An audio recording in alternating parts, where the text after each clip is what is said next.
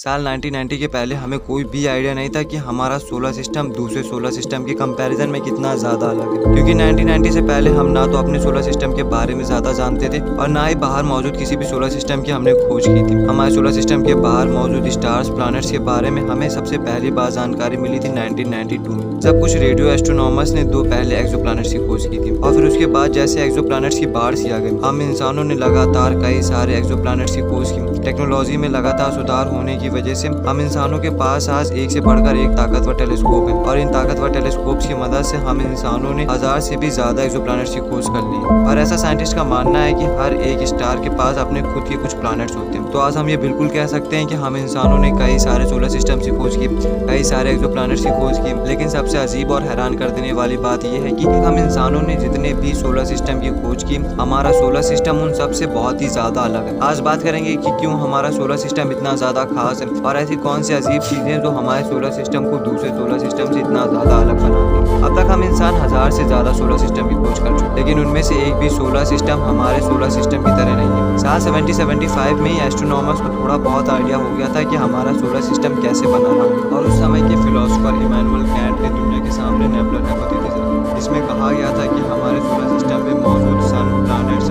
इन सब का निर्माण क्लाउड डस्ट से हुआ और जब क्लाउड डस्ट अपनी ग्रेविटी में कोलैप्स कर जाता है तब फिर नए स्टार्स और प्लैनेट का जन्म करता है। लेकिन क्लाउड से स्टार्स और फिर स्टार डस्ट से प्लैनेट्स बनने में 4.6 बिलियन साल का समय लग गया। और ऐसा पहली बार हो रहा था कि जब हम इंसानों ने ये समझने की कोशिश की कि हमारा सोलर सिस्टम कैसे बना है। नेबुलर हाइपोथेसिस वैसे तो हम इंसानों के कई सारे सवाल के जवाब दे सकता था, जैसे कि जब नया सोलर सिस्टम बनता है तो उसके आसपास का डिस्क क्यों मौजूद होती है, हमारे सारे सोलर सिस्टम में मौजूद प्लैनेट्स का निर्माण कैसे हुआ था, और यही कारण है जिसकी वजह से नेबुलर हाइपोथेसिस को कई साल तक सही माना। लेकिन जब हम इंसानों को थोड़ी और जानकारी हुई तब ये नेबुलर हाइपोथेसिस हम इंसानों के कई सारे सवालों के जवाब नहीं दे सकते। नेबुलर हाइपोथेसिस के मुताबिक पृथ्वी के बाहर मौजूद प्लैनेट जैसे कि हमारा मार्स या फिर जुपिटर, उनका साइज पृथ्वी के कंपैरिजन में बहुत ज़्यादा बड़ा होना चाहिए, जो कि जुपिटर, सैटर्न जैसे प्लैनेट्स के केस में सही भी है। लेकिन जब हम मार्स के बारे में बात करते हैं तो मार्स का साइज पृथ्वी से छोटा है, जो कि नेबुलर हाइपोथेसिस के अकॉर्डिंग नहीं होना चाहिए था, और मार्स का साइज पृथ्वी से ज़्यादा बड़ा होना चाहिए था। इसके अलावा ये थ्योरी ये भी नहीं समझा पाती कि क्यों सारे प्लैनेट्स एक ही प्लेन में मौजूद हैं और ऐसा कौन सा कारण है जिसकी वजह से ये सारे प्लैनेट्स एक ही डायरेक्शन में ऑर्बिट करते हैं। इस वजह से आज हम इंसान ही कह सकते हैं कि नेबुलर हाइपोथेसिस भी बिल्कुल पूरी तरह से सही नहीं है। और आज कई तरह की हाइपोथेसिस हम इंसानों के सामने है, पर उनमें से कोई भी हाइपोथेसिस हम इंसानों के सारे सवालों के जवाब देने में सक्षम है। लेकिन ऐसी कौन सी चीज़ है जिसकी वजह से हमारा सोलर सिस्टम इतना ज़्यादा वियर्ड हो जाता है? तो दरअसल हमारे सोलर सिस्टम में मौजूद प्लैनेट्स का साइज एक दूसरे से बहुत ही ज़्यादा अलग है। मरकरी, जिसकी रेडियस लगभग 2439 किलोमीटर के आसपास है, वहीं अगर हम हमारे सोलर सिस्टम में मौजूद सबसे बड़े प्लैनेट की बात करें जो कि जुपिटर है, उसकी रेडियस मरकरी के कंपैरिजन में 30 टाइम्स ज़्यादा है और जुपिटर की रेडियस 69,000 किलोमीटर से भी ज़्यादा है। और फिर ये समझा पाना कि हमारे सोलर सिस्टम में मौजूद प्लैनेट का साइज इतना ज़्यादा डिफरेंट क्यों है, यह आज भी थोड़ा मुश्किल है। लेकिन ज़्यादातर साइंटिस्ट का ऐसा मानना है कि इसके पीछे का रीज़न जुपिटर है। जुपिटर जब बना रहा होगा तो शायद सबसे ज़्यादा क्लाउड डस्ट को एब्जॉर्व कर ली होगी और यही कारण है कि जुपिटर का साइज बहुत ही ज़्यादा बड़ा है। लेकिन आज तक हम इंसानों ने जितने भी सोलर सिस्टम की खोज की है उनमें मौजूद एक्सोप्लैनेट का साइज सबका सेम ही है। इसके अलावा हमारे सोलर सिस्टम में मौजूद प्लैनेट्स की डिस्टेंस कांस्टेंट है, मतलब हमारे सोलर सिस्टम में मौजूद सभी प्लैनेट्स की दूरी लगभग सेम ही है। ऐसा लगता है कि मानो किसी ने हर प्लैनेट को एक दूसरे से बराबर दूरी पर रखा। जहाँ हम इंसानों ने जितने भी सोलर सिस्टम की खोज की है उसमें प्लैनेट्स की दूरी बहुत ही ज़्यादा एक्स्ट्रा ऑर्डिनरी है, और जहाँ हमारे सोलर सिस्टम में हर प्लैनेट एक दूसरे से बराबर दूरी पर मौजूद है। तो ये भी सवाल उठना लाजमी है कि क्यों और कैसे हमारे सोलर सिस्टम में